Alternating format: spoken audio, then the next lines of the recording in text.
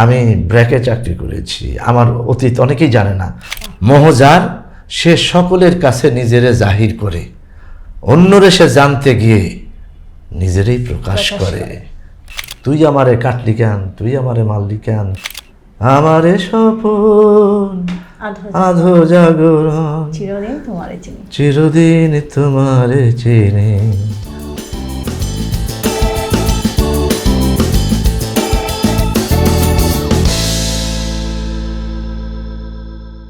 একজন ফারুক আহমেদকে নিয়ে আমরা ডিরেক্টররা আরো অনেক কিছু ভাবতে পারতাম, যেরকম পঙ্কজ ত্রিপাঠীকে নিয়ে ভাবা হয়েছে, বা হচ্ছে ধরেন অন্য একজন অভিনেতা যে সানি দেওল, যে একদম থেমে গিয়েছিল আবার ফিরে এসেছে, কাম ব্যাক করেছে।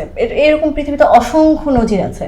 10 বছর 15 বছর পরেও তাকে নিয়ে আবার বড় করে ভাবা হয়েছে। এখন যেমন আমরা আফসোস করি, ইস হুমায়ুন ফরিদি স্যার যদি বেঁচে থাকতেন তাহলে হয়তো আমরা আরেকটু কিছু করতে পারতাম, বা এটা হতো ওটা হতো। তো এরকম কি মনে হয় যে আসলে আপনার যেটা করার কথা ছিল, আপনি নিজেও একজন নির্মাতা, সেই নির্মাণটাকে এখন আসলে আমাদের এইখানে হচ্ছে, বা সেখানে আমরা পৌঁছাতে পারছি, নাকি একটা জনপ্রিয়তা নির্ভর একটা, বা এইটা করলেই আমি সেফ সাইড, আমার টাকাটা উঠে আসবে, মানে আমরা একটা সেফ গেম খেলছি? দুটাই। কেউ কেউ সেফ গেম খেলছি, আবার কেউ কেউ ভালো কাজ করার দেখছি যে তাদের প্রবণতা আছে। এরকম মানে আমার কাছে মনে হয় যে যেমন কয়েকদিন আগে একটা ছেলে লন্ডন থেকে পড়াশোনা করে এসেছে, ওর নাম হচ্ছে উসমানী সম্ভবত। তো আমার সাথে আমাকে নিয়ে কাজ করবে আর কি। তো ওর ইচ্ছা যে আমার ভাই আমার টাকা নষ্ট হোক কি হোক, কিন্তু আমি একটা ভালো কাজ করতে চাই। কতটা ভালো হবে আমি জানি না, এখন পর্যন্ত ডেট হয় নাই। সেটা আমার মনে হয় যে একটা, যেহেতু শিক্ষিত, এবং ওই যে বললাম যে সংস্কৃতিতে আসলে কোনো মানে এখানে শিক্ষিত হওয়াটা ছাড়া আসলে এই লাইনে আসা উচিত না। শিক্ষাটা অনেক জরুরি। হ্যাঁ, আর এইটা ছাড়া, শিক্ষা ছাড়া অনেক কাজ আছে। আমি আগেও বললাম, মাছ ধরা আছে, কৃষিকাজ করা আছে, রিক্সা চালানো আছে। তাদেরকে আমি শ্রদ্ধা করি, সালাম জানাই। তারা স্কিল তাদের সেক্টরে, মানে আপনি যেটা বলতে চাচ্ছেন সেটা হচ্ছে এখানে আসলে স্কিলটা আসলে অর্জন করা উচিত, অথবা চেষ্টাটা অন্তত থাকা উচিত। চেষ্টাটা, সবাই মেসি বা ম্যারাডোনা হতে পারে না, আমি হতে পারিনি, কিন্তু আমার ভিতরে কোনো কষ্ট কাজ করে না, কারণ আমি কখনো ফাঁকি দিই নাই। সো এখন তো সবাই তো মেসি হয়নি, মেসির সাথে যারা খেলেছে তারাও কিন্তু ওর চেয়ে হয়তো বেশি এফোর্ট দিয়েছে। সে এই জন্য আমার এই ধরনের কোনো দুঃখ নাই। তবে আমি মনে করি যে হ্যাঁ, আমাকে নিয়ে বিভিন্নভাবে কাজ করতে পারতো। যেহেতু আমি যেমন সিরিয়াস কাজ করেছি থিয়েটারে, যেমন কেরামত মঙ্গল নাটকে সেলিম আল দীনের, সেখানে আমি কেরামতের চরিত্র করেছি, একদম নাম ভূমিকা, এবং একটা সিরিয়াস ক্যারেক্টার। অথবা জগতী কন্যার মনে একটা নাটক সেলিম আল দীনের, সেটাতে আমি এসাক চৌধুরী, একটা ফিলোসফিক্যাল একটা ক্যারেক্টার ছিল। তার একটা ডায়লগ আমি বলবো? হ্যাঁ, একটা ডায়লগ ছিল এসাক চৌধুরী, সে একটা যাত্রা দলের মেইন লিডার এবং অসাধারণ একজন অভিনেতা। সে, তার কাছে একটা মহিলা থাকতো, আমি ছোট করে বলছি, অনেক বড় গল্প, 3 ঘন্টা। তো তার সাথে অভিনয় করতেন। সে যখন বৃদ্ধ হয়ে যায়, তার মেয়েকে দিয়ে যায় এই লোকটার কাছে। তো সে মেয়েটাকে সে খুব আদর করে, স্নেহ করে, এবং তাকে সবসময় অবজার্ভ করে। তো এই যে আমরা এখন বর্তমানে আছি না, যে আমরা মোহগ্রস্ত হয়ে যাই, আমি কি আমিত্ব সবচেয়ে বেশি সবার ভিতরে। হ্যাঁ, প্রত্যেকটা, আমার ডেট নাই, আরে আমার তো আমি তো মুখটা ফাটিয়ে দিয়েছি, এরকম হয় না আমাদের? তো ছেলেমেয়েদের সেই সময় উনি এই যে মোহগ্রস্ত হওয়ার জন্য মামা ভাগ্নি কথা বলছে, লঞ্চে যাচ্ছে একটা জায়গায় যাত্রা করতে, সেইখানে বলছে ভাগ্নিকে, তার কাছে মনে হয়েছে যে সে মোহতে পড়ে যাচ্ছে। তো সে বলল, মোহ কি জিজ্ঞেস করছে ভাগ্নি। তো এসাক চৌধুরী বলছে, মোহ হইল নিজের পূজা, তখন শিল্পের ঘরে যত নমাজি পড়ো, সেজদা ঠেকবে গিয়া নিজেরই পায়ে। মোহজার সে সকলের কাছে নিজেরে জাহির করে, অন্যরে সে জানতে গিয়ে নিজেরই প্রকাশ করে। ও বলছে, আমি কি তেমন মামা? না, তুমি তেমন, আমি তা বলি নাই, তবে অন্যের ভিতর দিয়া নিজের মূল্য যাচাইকরণের একটা নেশা আছে তোমার, তা থেকে সাবধান হতে বলি। অন্যের ভিতর দিয়ে নিজের মূল্য যাচাইকরণের একটা নেশা আছে তোমার, তা থেকে সাবধান হতে বলি। এই ডায়লগ আমি দিয়েছি। তো এখন এই ডায়লগ আমি দিয়েছি, অথবা আমি আবৃত্তি করি, আমার আবৃত্তির অ্যালবাম আছে। এখন অনেক ডিরেক্টরই, যেহেতু আমি হুমায়ুন আহমেদের ওখানে যাওয়ার পরে আমি একটার পর একটা হাসির নাটক করেছি, এটাকে আমি ছোট করে দেখছি না, মানে অনেক বড় করেই দেখছি। আমার ভালো লাগার জায়গা এটা, কারণ আমি জানি যে অনেকেই বলে না হাসানো কঠিন কাঁদানো সহজ, এটা যে কোনো একটা রিক্সাওয়ালারে জিজ্ঞেস করলে উনিও বলবেন, কিন্তু এটা কেন সেটা কিন্তু অনেকেই জানে না। কারণ যখনই হাসাতে হয় তখন আমার চরিত্র থেকে অনেক দূরে গিয়ে ওই কাজটা করতে হয়। আমি কিন্তু এরকম না। আমি জাহাঙ্গীরনগর ইউনিভার্সিটিতে জিওগ্রাফিতে পড়াশোনা করেছি, আমি ব্র্যাকে চাকরি করেছি। আমার অতীত অনেকেই জানে না। আমার বিটিভিতে একদিন আমাকে এক ডিরেক্টর প্রডিউসার বললেন, একটা চরিত্র ছিল খুব সুন্দর, তোমার সাথে যেত, কিন্তু তুমি তো মানে শুদ্ধ বাংলায় কথা বলতে পারো না। তো সে জানতেন না আপনি জাহাঙ্গীরনগর জিওগ্রাফি বা এটা হয়ে গেছে, আমি কারো দোষ দিচ্ছি না, মানে আমি যেহেতু একটা লাইনের ক্যারেক্টারটা এস্টাবলিশ হয়ে গেছে। হ্যাঁ, এবং হুমায়ুন ভাই অনেক সময় বলছে, না ফারুক এইবার তোমাকে একটা সিরিয়াস ক্যারেক্টার দেবো, তোমাকে আর এখানে রাখবো না তোমাকে। কিন্তু লেখার পর এমন ডায়লগ লেখে, এটা আপনি ছাড়া দিবে না কাউকে করতে, এরকম হয়েছে আর কি। কিন্তু তারপরেও অনেক নাটকে অনেক ডায়লগ আমার আছে, যেমন জিজ্ঞেস করলো জীবন কি, জীবন হইল একটা দুঃখের কুয়া, যার জীবনে দুঃখ যত বেশি তার কুয়ার গভীরতাও তত বেশি। এটা একটা নর্মাল একটা লোক বললো, কিন্তু এটার গভীরতা আমার যে নাই তা না, কিন্তু আপনি যেভাবে প্রশ্নটা করলেন সেই জন্য আমি এত বড় করে উত্তর দিলাম। কিন্তু আমার ভিতরে কোনো দুঃখবোধ নেই, আমি যেটা করি আমার নিজের মতো করি। আমি চাই না যে আমি চেষ্টা করি যে আবোল তাবোল নাটকে আমি অভিনয় করব না, কিন্তু অনেক সময় পেটের তাগিদে করতে হয়, কিন্তু আমি এটা চাই না। আমি যে দু একটা করেছি বা করছি সেটাও আমার জীবনের তাগিদে। সেটাই বলছিলাম, আপনার জীবনে কোনো দুঃখ নেই। আমার পরের প্রশ্নটা আসলে তাহলে অপ্রাসঙ্গিকই হয়ে যায়, কারণ আমার পরের প্রশ্নটা ছিল যে এই যে এত অ্যাওয়ার্ড, এত নমিনেশন, এত প্রোগ্রামের ছোট ছোট ক্লিপ, এই হচ্ছে নাচ হচ্ছে, গান হচ্ছে, পারফরমেন্স হচ্ছে, সেখানে আমাদের দেখা যায় যে একজন যখন চলে যায়, একজন শিল্পী যখন আমরা হারাই, তারপর তাকে নিয়ে শুরু হয় আমাদের ফেসবুকে মায়া কান্না। তাকে আমরা থাকতে মূল্যায়ন করিনি, তার কথা শুনিনি, তার কাছে যাইনি, তার পাশে দাঁড়াইনি, দাঁড়ানোর কথা অনেক পরে, তাকে নিয়ে ভাবা যেত ভাবিনি। তো আপনার কি মনে হয় যে এই যে আমি দেখেছি যে রেখাজি, যিনি ইন্ডিয়ান একজন অভিনেত্রী, তাকে এখনও প্রত্যেকটা অ্যাওয়ার্ড ফাংশন বা সেখানে এখনও কিভাবে হাইলাইট করা হয়, বা হচ্ছে তাকে এক্সাম্পল দিলাম, তার মতো আরও অনেকে আছেন যারা হলিউডে এরকম অনেকে আছেন, দে আর রেসপেক্টেড অ্যান্ড তারা সেই জায়গাটাতে থাকেন, এবং তাদেরকে আমার মনে হয় যে সেই সম্মানটা কি আসলে করা হয়েছে? বা আপনি তো অনেক, মানে এমন না যে লিড কাস্টই করতে হবে, লিড কাস্ট করেই কাছে তো যাওয়াটা সহজ, কিন্তু যে বললেন একটা ছোট্ট শব্দ বা একটা ছোট্ট সংলাপ, একটা সংলাপের ডেলিভারি বা এটা অনুধাবন করা, আরও 5 জনকে জাগরিত করা বা 5 জনের মধ্যে ওই বোধটা জাগ্রত করা, সেখান থেকেও কি আপনার কখনো মনে হয়নি যে আপনার আসলে আমাদের বাংলাদেশের যেগুলো তথাকথিত প্রচলিত অ্যাওয়ার্ড বা নমিনেশন, সেগুলো আপনার এই দীর্ঘ জার্নিতে আপনার ঝুলিতে চলে আসার কথা ছিল বা হয়নি? না, আমার এরকম মনে হয় না। আমি ধরেই নিচ্ছি যে হয়তো আমি ওই লেভেলে পৌঁছাতে পারিনি, সেই জন্যই আমাকে করা হয়নি। এই জন্য আমার এই কোনো দুঃখবোধ নেই, আমি আমার কাজ করে যাচ্ছি। বলছিলাম যে আমার এই প্রশ্নটাই অপ্রাসঙ্গিক হয়ে যায় যখন আপনি বলেন যে জীবন হচ্ছে দুঃখের একটা কুয়া, যার জীবনে যত দুঃখ তার গভীরতা তত বেশি। হ্যাঁ, তো কাজে এই ধরনের চিন্তা করি না। তবে আমি আমার জীবনে কয়েকদিন আগে একজন বিখ্যাত ক্রিকেট খেলোয়াড়, বিখ্যাত আমাদের দেশেরই, আমার জীবনের সবচেয়ে অর্জন হচ্ছে হুমায়ুন আহমেদ আমাকে একটা বই উৎসর্গ করেছে। সে বিশাল একজন অভিনেতা। এই কয়েকদিন আগে আমি ফেসবুকে দেখলাম, আমি অবাক হয়ে গেলাম, তখন আমি চিন্তা করলাম তাহলে আমাকেও তো একটা বই উৎসর্গ করেছেন। আমার মনে হয় যে তার মানে সে যদি বলে থাকে, সে অনেক বড় অভিনেতা, পৃথিবী বিখ্যাত ক্রিকেটার, তো সে যদি এইটা বলে থাকে, তার অ্যাওয়ার্ডের কোনো শেষ নাই কিন্তু ক্রিকেটে। তার কাছে ওইটাই তার সবচেয়ে বড় এই জন্য আমি ওইটাকে আমার বুকে ধারণ করে রাখি। হুমায়ুন আমাদেরকে লিলুয়া বাতাস নামে একটা বই উৎসর্গ করেছেন। লিলুয়া বাতাস বিখ্যাত একটা। হ্যাঁ, তো ওইটা আমাকে করেছে। তা আমার এত ভালো লাগে এখন। আমার মনে হয় যে আমার তো দুঃখবোধ এমনিও ছিল না, এখন আরও বেশি নেই। আমি কখনো এটা নিয়ে চিন্তিত না, যাই আমাকে দিচ্ছে না কেন।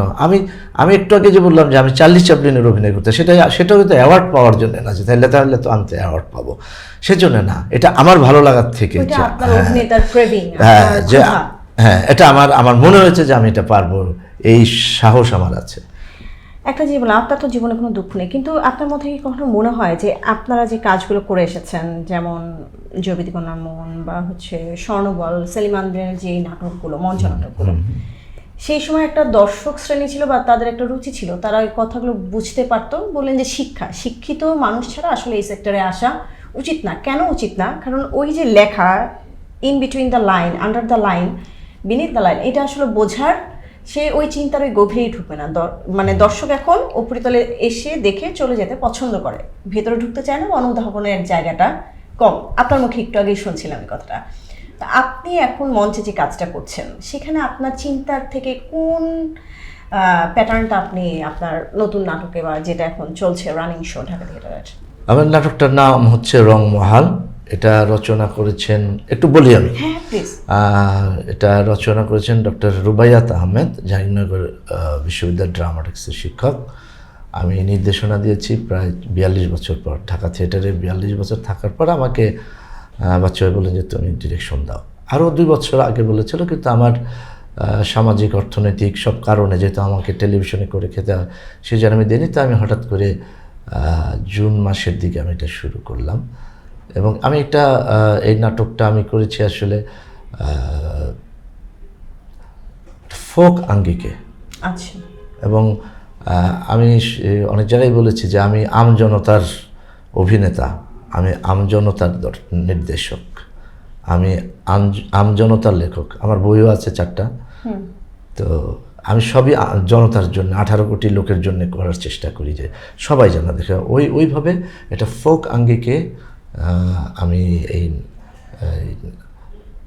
নাটকটি মঞ্চায়ন করছি। 3টা শো হয়েছে আমার, একটা মহিলা সমিতিতে, একটা শিল্পকলা একাডেমিতে, আর একটা জাহাঙ্গীরনগর বিশ্ববিদ্যালয়। ওরা আমাদের একটা কল শো ছিল ওদের। এই 3টা শো আমি করেছি। আগামীতে আমি শো করব।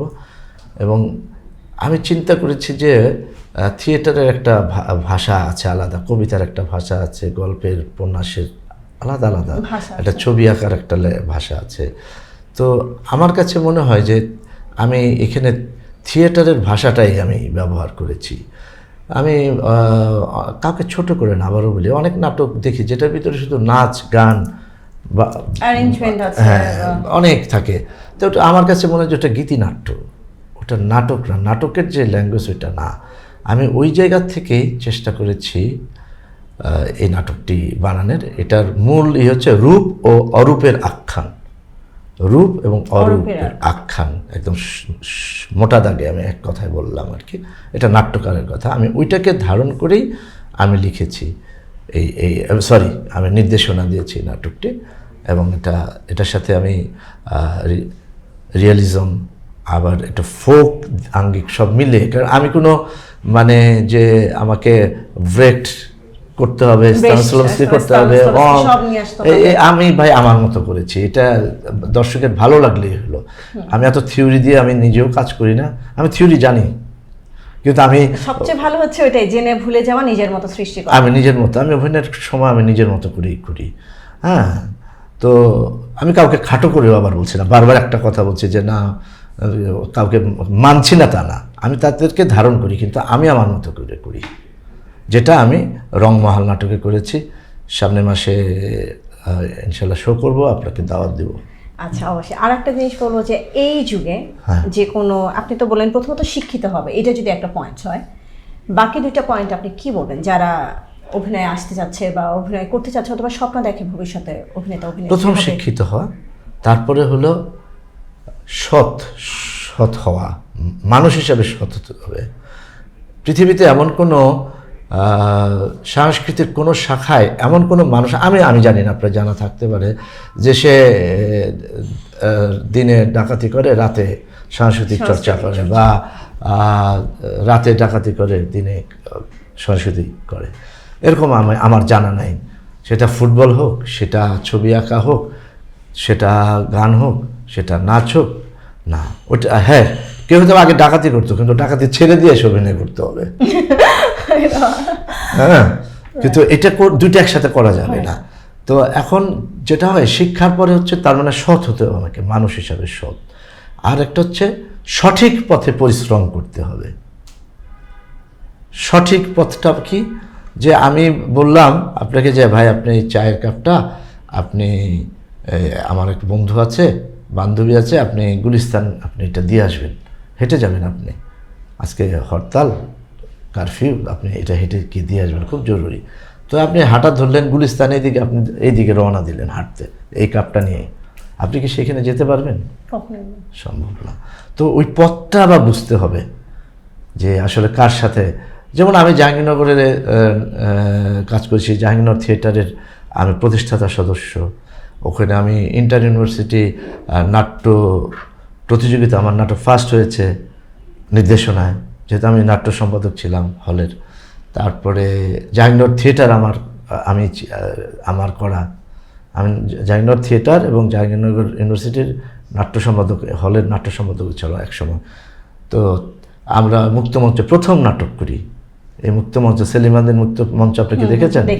এটা কিন্তু প্রথম আমরা করি, ওটা জাহাঙ্গীরনগর থিয়েটার এখনও আছে। কয়েকদিন আগে আমি যে শো করে আসলাম ওটা জাহাঙ্গীরনগর থিয়েটারে।